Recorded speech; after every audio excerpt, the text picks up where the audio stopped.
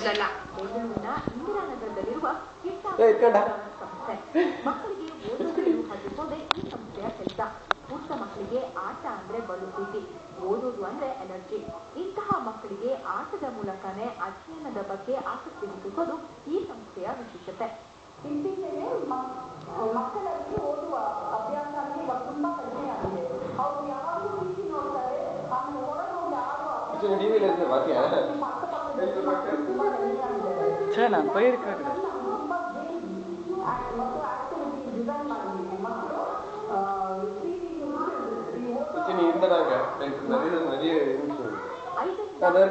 ಮಕ್ಕಳಿಗೆ ಓದುವ ಕೌಶಲ್ಯದ ಕುರಿತು ಹೇಳಿಕೊಡಲಾಗುತ್ತೆ.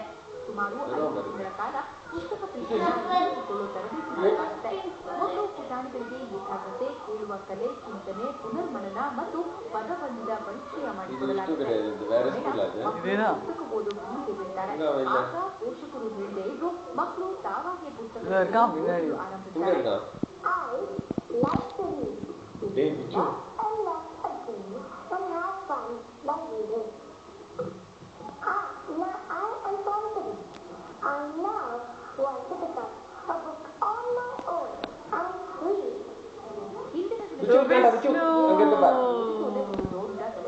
ಹೀಗಿರುವಾಗ ಶಿಕ್ಷಕರು ಇಲ್ಲಿ ಮಕ್ಕಳಿಗೆ ಪಾಠ ಹೇಳಿಕೊಡ್ತಾ ಇರೋದು ಒಂದು ಹೊಸ ಒಟ್ಟಾರೆ ಸಿಲಿಕಾನ್ ಸಿಟಿಯಲ್ಲಿ ಓದಿನ ಮಾದರಿಯು ಹೈಟೆಕ್ ಆಗ್ತಾ ಇದೆ ಅನ್ನೋದಲ್ಲಿ